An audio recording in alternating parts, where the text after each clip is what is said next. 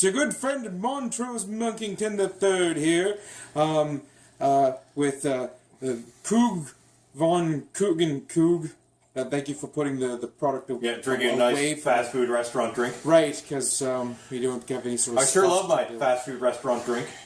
Okay there, Pipey McPiperson, who are you? You know me, it's me, Everett Epcar. See, because I thought you might have been Ryan Gilbert. No. Or possibly Phil Gilbert. No. Okay. No. So it's Everett, Yes. Epcar, Yes. and Coug von Coug. And I am your friend Montrose Monkington the Third here, and we're talking today about Royal Rumble 1992. Now, first, I have to apologize. Everett here and I recorded one of these, and it was for the Extreme... No, it was December to December, right? 2006. And it's been lost. Lost to the ether of time. I guess. I mean, I went man, that was some of my best work. But there we go. But it is gone. We won't be. It won't be on my YouTube. So this, I guess, is our first episode. Yep. And you chose that mustache, eh? For our first episode. Okay, so before we get into the Rumble, let's talk about the Rumble that's happening like this year. We've got the very first women's battle royal. Yeah, very historic. Yes, but unfortunately, it's been announced that Stephanie McMahon will be doing the commentary on it. Yes, which is going to add a little bit of intrigue to that match, but go ahead. Yeah.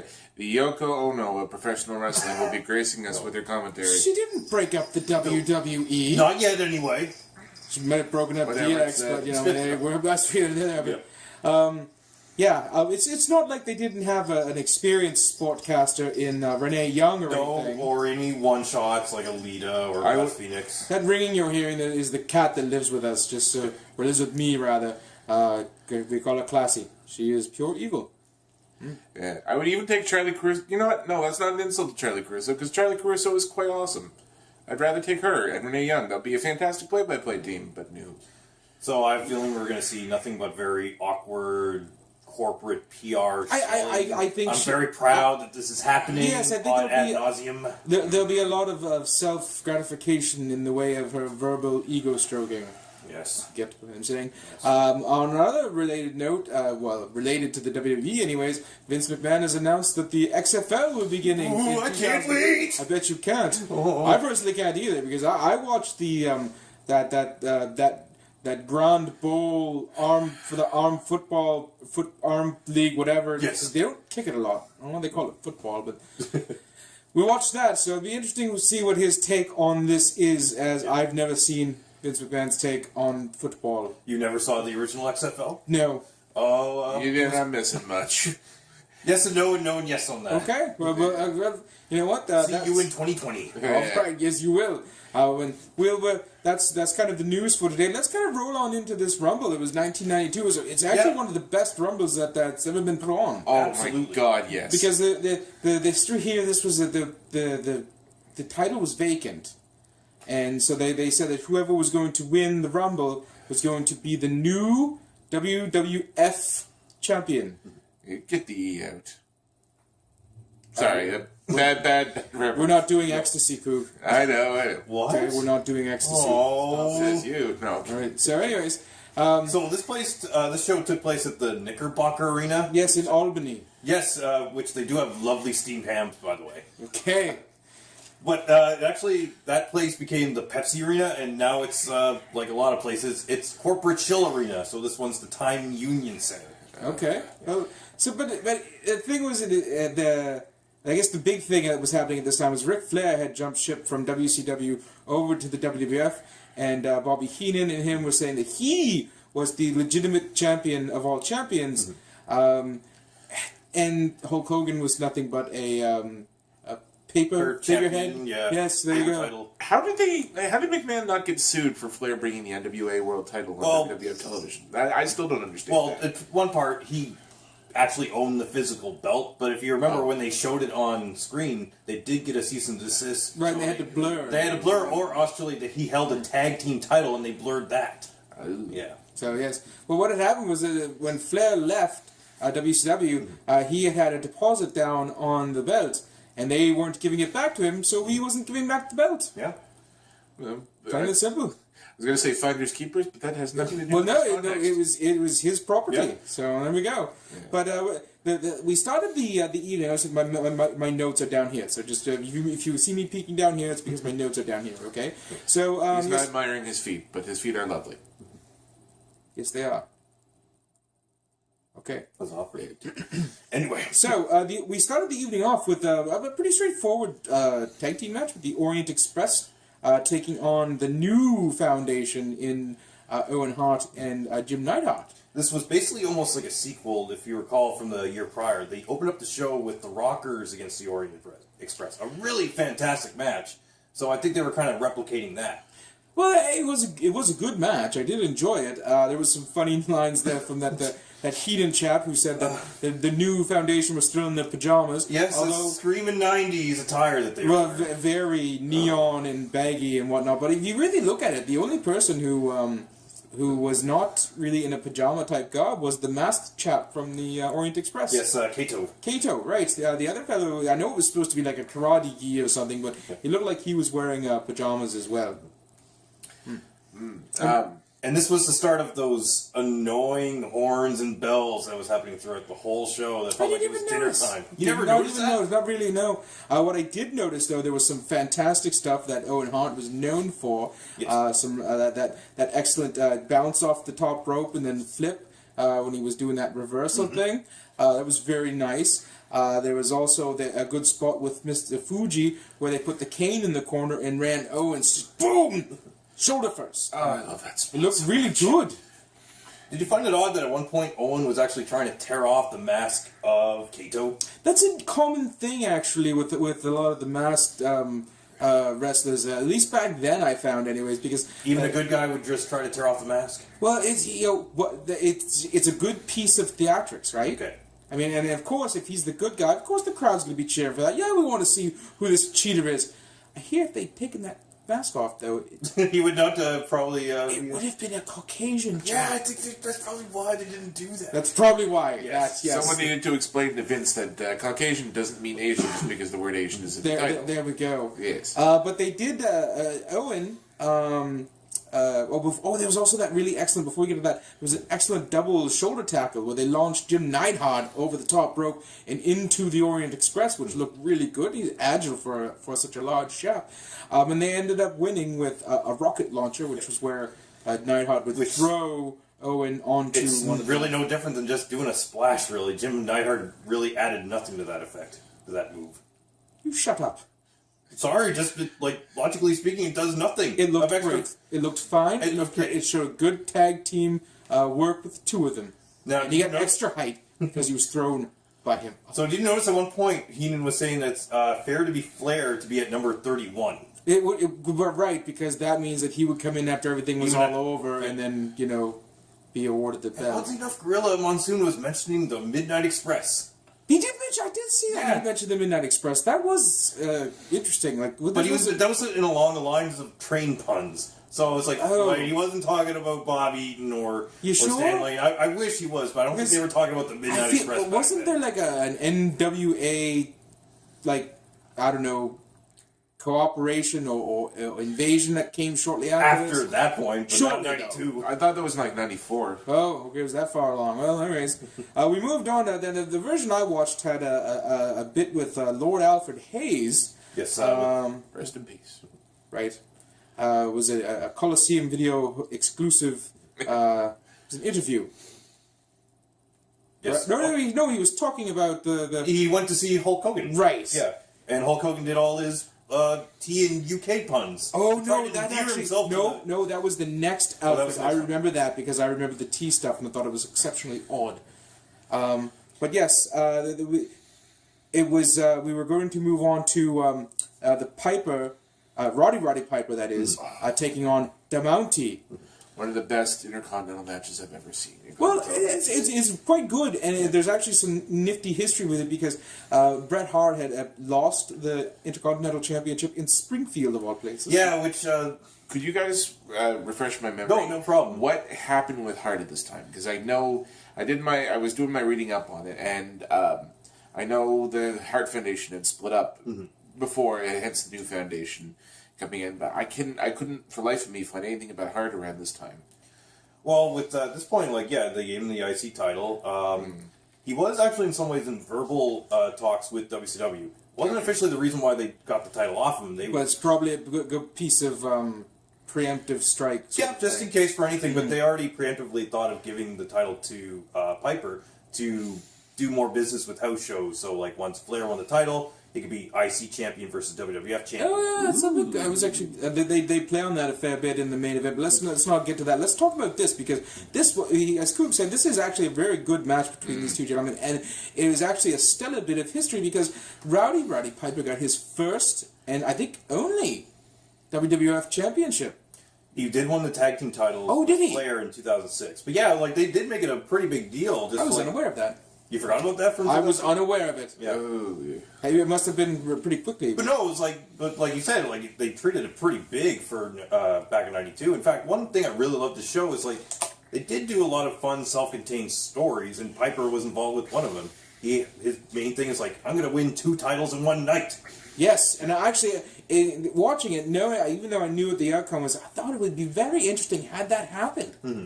That would have been. I think if a situation like that would have happened now, I think they might pull the trigger on something like that. Well, not to get too full on comparison with today. It's just fun seeing how much they really treated how everyone could be some way legitimately have a chance to winning this whole thing. Whereas you see today, it's that guy does not have a chance. Oh, I know. Yeah. Well, a bit of, I guess, backstory is Cougen. So this is the kayfabe backstories that Bret Hart had wrestled against the Mountie in Springfield with a 106 temperature. You'd be dead, wouldn't you? Yes, they would never ever do that. Your brain would boil, wouldn't it? Okay. So against doctor's orders and then Bobby Heenan here says that he wrestled with 113. Bobby Heenan is fantastic. He was throughout the whole show. The entire show. He is a delight. It's one of the best parts of this show. We get some really good stuff in this match. I did enjoy the part where Bobby Heenan said that when he had his 113-degree temperature, that he just took a children's bear, St. Joseph's aspirin, and wrestled, and he was fine. He was a little groggy, but the thing that really got me at the end of this match, when Piper wins and he gets the hold of the Mountie's shock stick, and he shocks him. They did it like an ADR where they had a joy buzzer. Not as bad as. Did you ever see that lockdown with? It was electrified steel cage. No. Where they turned out the lights and did the. Oh my goodness! It's we get it. It's electrified. Okay. Just sell it a little bit. There we go. So yes, Roddy Piper's very first WWF championship, and one that would be his only one until, as you say, 2006. Yeah. Okay, and then when we moved, that's when we moved on to Lord Alfred Hayes for another Coliseum home video exclusive, where he talked to the Hulkster, and he gave a very confusing promo about tea. Yes, again, trying to endear himself to yourself, for example. And gotta love those tannins. And telling the WWF universe that if they were to climb into the ring, they wouldn't be friends anymore. So as long as they stay outside the ring, they're friends because you have no friends in the Royal Rumble. He's an odd man. I know. Even then, he was just an odd chap. I just gotta say something for a minute there. The posters for the Royal Rumble around this time, I freaking love them. The animated, where it looks like even that year's WrestleMania and all that. Yeah.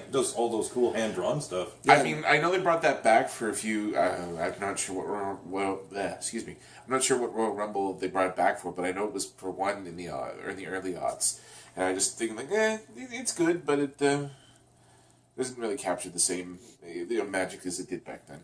Are you a grizzled prospector? In the early aughts? This guy, I'm telling you. Anyhow, we're going to move on here, because up next we had the Bushwhackers. Oh, God. This, I don't know what was going on here. It was 1992, that's all I can say. Because the Bushwhackers were taking on the Beverly Brothers, and the Bushwhackers were quite homophobic. Really? They kept calling them the Beverly Sisters. Yes. They were calling them sissies, making Yeah, well, great chant, by the way. limp-wristed hand gestures and whatnot. So Piper did the same thing earlier with the Mountie, just talking about wet dreams. No, and the village people. Okay. So listen, he compared him to the original Village People because he was dressed as a Mountie. Okay. He also said that the Mountie started it by saying he was going to take Piper's manhood. Okay. Right? So Piper said, not right, because Piper actually says, you say you're going to take my manhood. I don't know what you've come here for, but I've come here to wrestle. He doesn't say he's a bad person or calling him gay or anything like that. No, we'll say says that too, like you said, the bushwhackers. Right, because and they're the faces. They're the faces. Who lick kids. Yes, that's perfect, Montrose. You say it just right there. And so did that kid when they licked him. Just because it is disgusting. Just the STD coming right off. Well, I don't think it's bushwhackers. I mean, it's not clean. I mean, it's not, but it's. I mean, it's. Oh God. The tobacco and whiskey smell. Yeah, he wasn't. It's not Skinner. Oh, right. Still not. However, speaking of disgusting, Jameson was there. Oh my God. Now, Bobby the Brain Heenan really gives him the treatment on this, and I don't feel it's undeserved because he really is quite gross. Yeah. He's sweaty. He's eating his tie. He's blowing his nose on his sock. This was probably the worst match on the actual. He had a pocket roll. Yeah. He had a roll in his pocket that he could like, num. Meanwhile, Gorilla Monsoon is losing his credibility. It's like, oh, he won't beat you up with brawn, but he could beat you up with his words. And meanwhile, Jameson's like, he hitted me. Yeah, he hitted me. He said he hitted me. I have that note right down here. He hitted me. Who was Jameson again? Was he a writer? No, he was some comedian that Vince saw. He played the part well. Yeah, absolutely. That you really wanted to punch him in the face. Yes, you did. You also have the bit of, who's he going to hurt? Look at him with the taped up glasses and whatnot. Yeah, except you don't want. You don't want to touch him. No. But you're going to go through the action in this match. Well, I'm just going to say that Lanny Poffo has a poem at the first, which that was a fun treat. Yep, we love you, Lanny.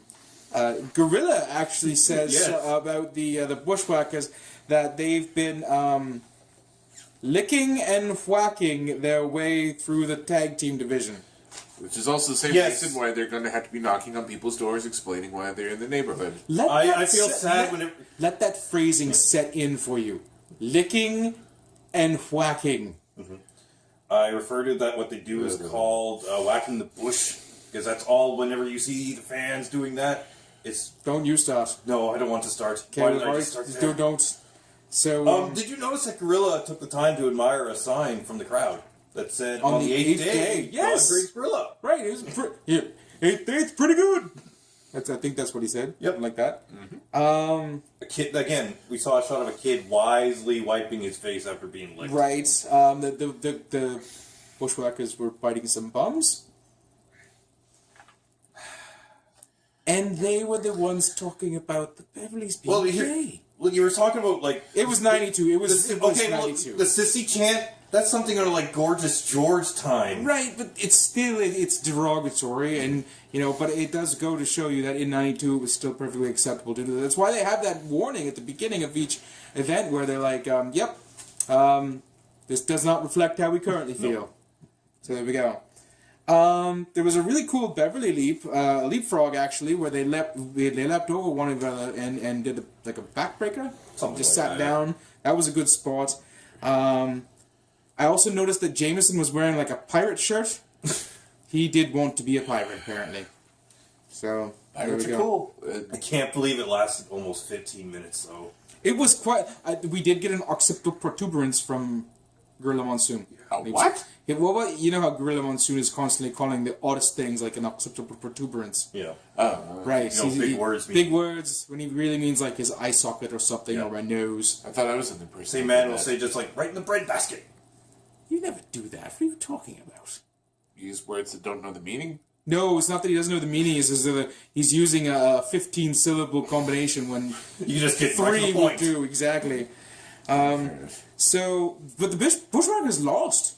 Yes, I was actually kind of surprised to see that. But of course, in true face fashion, The bad guys get their comeuppance. Bad guys get the comeuppance, but then they just continue to beat on them, and then they continue to beat on the genius, and they get Jameson. He winds up to give him a punch because I guess the stipulation was if the Bushwhackers won, Jameson would get a minute with the genius. Oh, yeah, But- a comedian goes against a seasoned, professional Well, wrestler. Jameson, the person playing him is a comedian. Jameson's just was some nerd. Yeah. Anyway, so Jameson winds up like he's gonna wind up and punch the genius, and boop, sweet shin music. Yep. And then he kicks him in the bum. And Worked for him. That was the last we need to speak, but so, Yeah. there we go. Don't you think, again, they could have just, maybe put in one match if they could cut 5 minutes from this? Oh, absolutely. Yeah. Or, they could It's have... why not just have Skinner in there for 2 minutes afterwards? Have him spit on himself.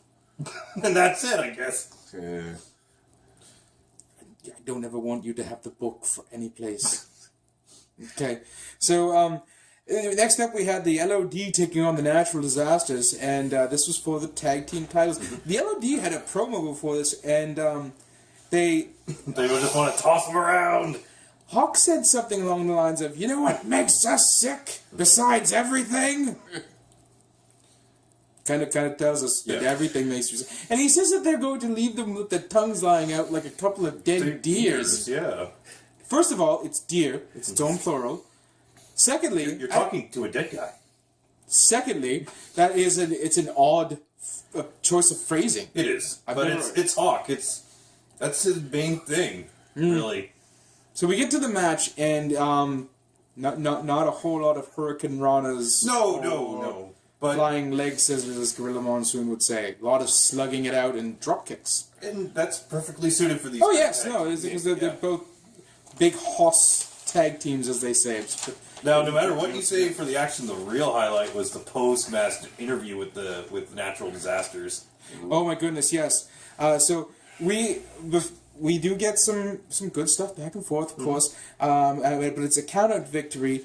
And then the LOD clean house with the chairs. Yep. Jimmy Hart and them feel that they've won. They haven't because it was a count-out. And you take away with the interview.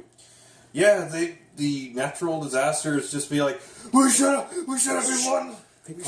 Calm down. I just wanted to emphasize and do. It's okay. I appreciate that, Okay. but you're not John Tenta. Don't blow a lung. No, I'm getting out of breath just trying to do that. Okay. But no, they feel that because they won by countout, that they should be given the tag team championship. They had the arms raised. Yes. Jimmy Hart says he's going to get his lawyer on the whole situation. Do you think a lawyer would take that as full-on credible credence? It might be if it was the lawyer who defended Ron Fuller in that case with Ronnie Garvin back in the Over day. boats, Over yes. the boat, right. Maybe. But I don't feel that would happen today. So, that was it for the undercard, as it were. And then we're just going to roll on into the Royal Rumble. Oh, everyone was in this. It was so amazing. What about Sean Moody talking to Shawn Michaels? Okay, go for it. Well, this was Shawn Michaels' first Yeah, appearance. they did a lot of Fast and Furious promos with this, and I guess, this was Shawn Michaels' first appearance as the Heartbreak Kid character. Yeah, saying a great line. It's just like he saved Marty Jannetty from 29 other beatings. Mm-hmm. And then displayed his great catchphrase of the day. Do you remember what Shawn Michaels' catchphrase was when he first started that character? No? I don't think so. Okay. And they did show the barbershop window, which was nice.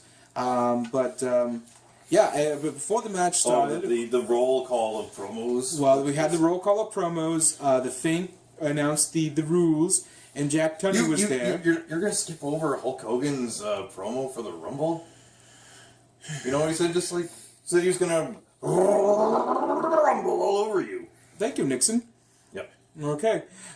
So of tea. I want to get to the part. I really want to get to the part where Jack Tunney was there saying what was going to happen, and Bobby Heenan called him Undertake Tunney. Struck me as funny because he said he thinks he was corrupt, and he was the best president since Noriega. These 80s jokes are doing nothing for anybody but me, so... I appreciate them. Okay. So, I mean, so the Rumble itself. The Rumble itself. I mean, there's a lot of stuff that happened in this. I mean, I have like 2 pages of interesting notes and everything. But I mean, let's just kind of hit the high points. We opened up with the British Bulldog and Ted DiBiase, and Ric Flair was at number 3. Yeah, just like as soon as he came out, you could just tell this is going to be a great start for Bobby Heenan. Well, because he just starts losing his mind. He starts screaming anytime Flair's in any sort of danger. He's talking about how things should be fair to Flair, and how so and so should and Rick should roll into the bottom and take a breather. Because it's great. It's not only like an hour-long performance for Ric Flair, it's like an hour-long promo from Bobby Heenan. I know, and that is the best part. One of my favorite parts is later on in the match, Roddy Piper, and it's just Roddy Piper and Ric Flair. And then Jake Roberts comes out, and he just kind of sits in the corner. He's like, "Oh, do your thing. Go ahead, beat him up."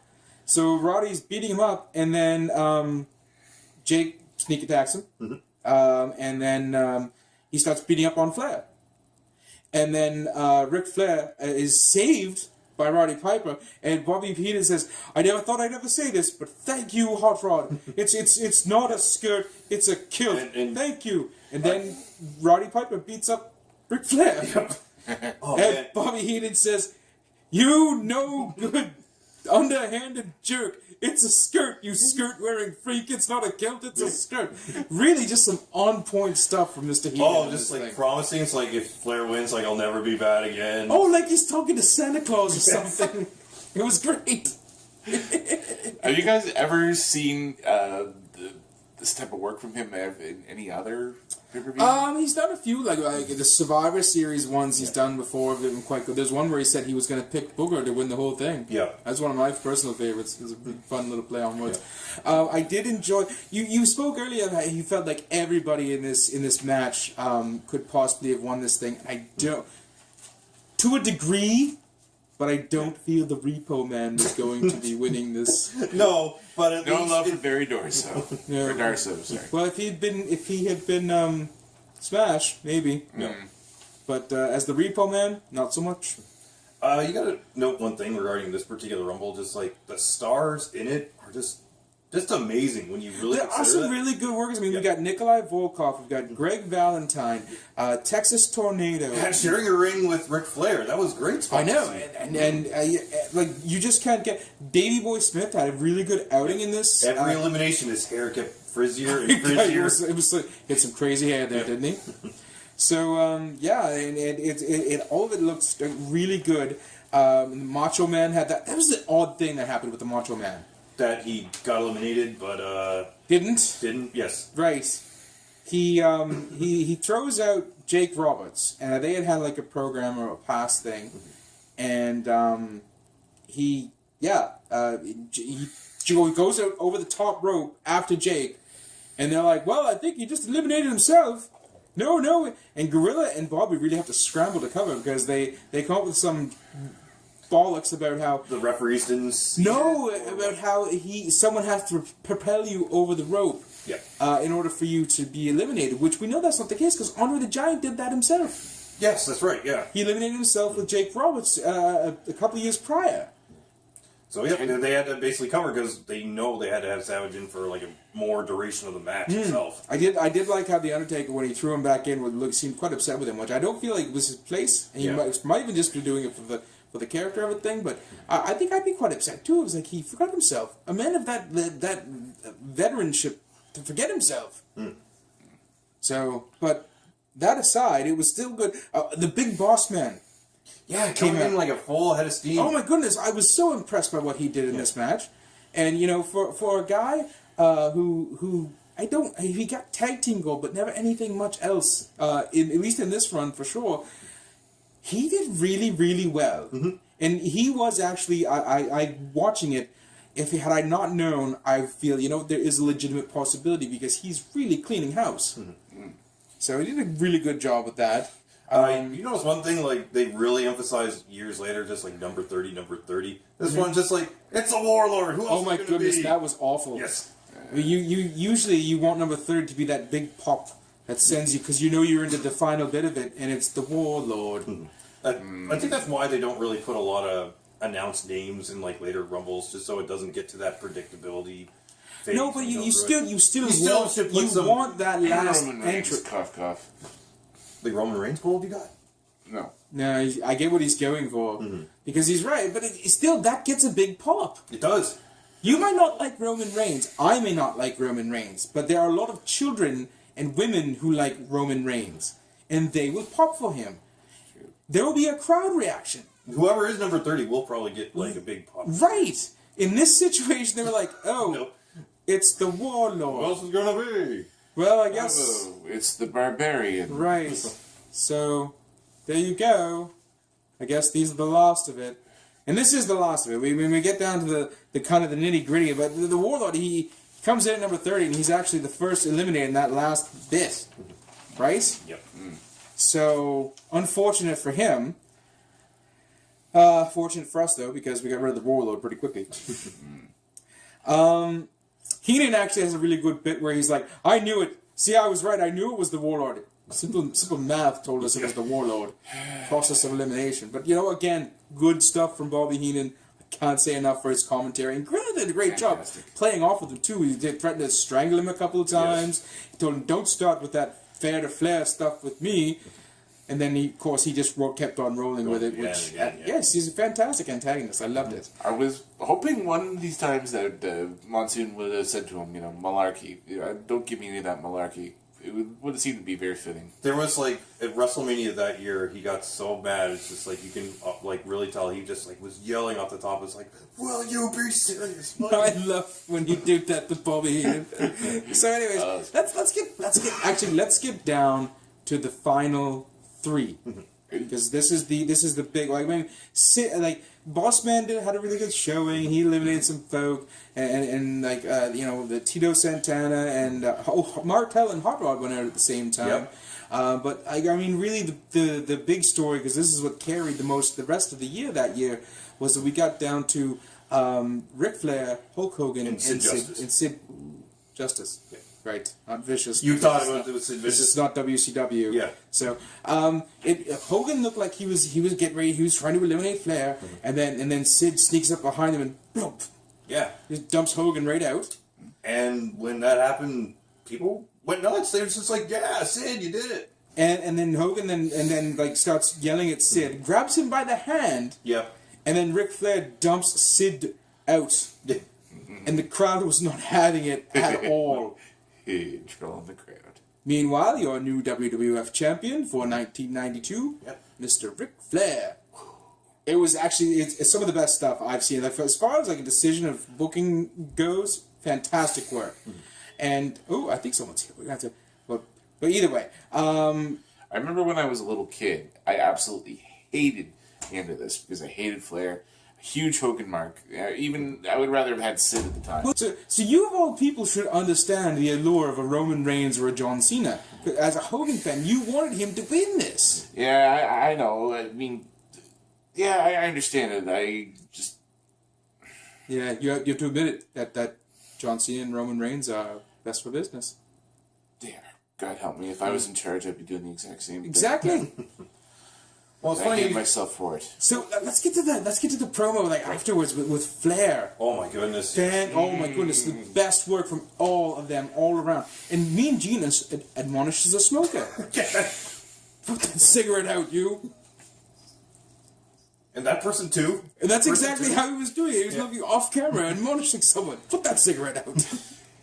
Me and Gino could let everyone. Well, someone was really happy that Ric Flair won the title. That they needed a smoke. Is it orgasmic? They had to smoke. Better than sex. So and Ric Flair delivers a fantastic promo. We've got Bobby Heenan, who ran back after the whole thing to check on to see Flair and congratulate him, gloating with Mr. Perfect. And they say we don't want to say I told you so, but I told you so. And they say it together. It's fantastic. So that was the 1992 Royal Rumble. Yeah. Funny enough, when Hogan was eliminated, when they re-aired it on Superstars, I believe it was, they added in cheers they added in boos and added in Hogan chants. Well, it's because he's the face of the company. They want him over, right? It's not uncommon. No, it's like they had to do that because like they do the same thing now. They do their best to downplay Roman getting booed out of the building, or John Cena getting booed out of the building. Speaking of editing, I was surprised the lack of editing as far as The version you watched.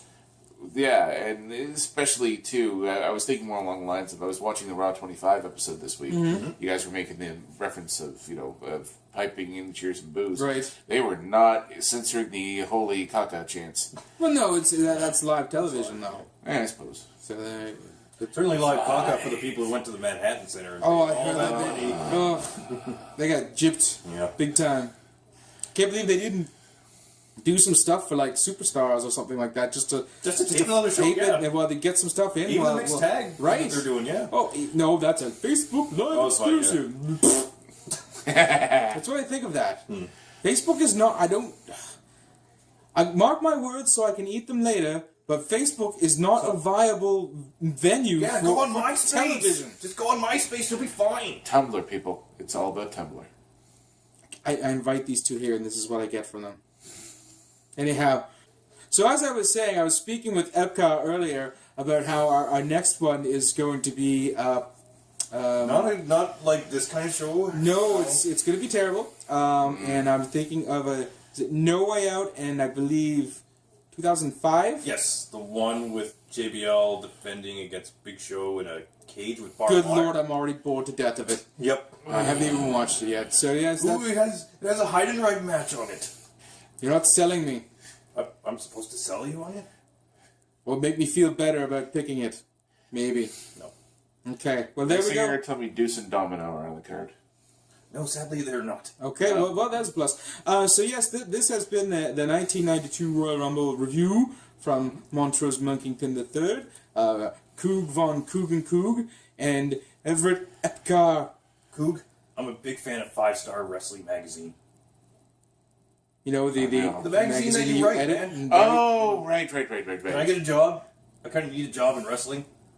This is nice and all, but I need to go back to print media. Because print media that's the wave of the future. It is. It's the wave. Along with cassette tapes. Hello, YouTube. So, anyways, I'd like to thank you all for joining us, and thank you guys for watching this fantastic pay-per-view. And maybe we'll see you guys on the next podcast. Thank you. More later.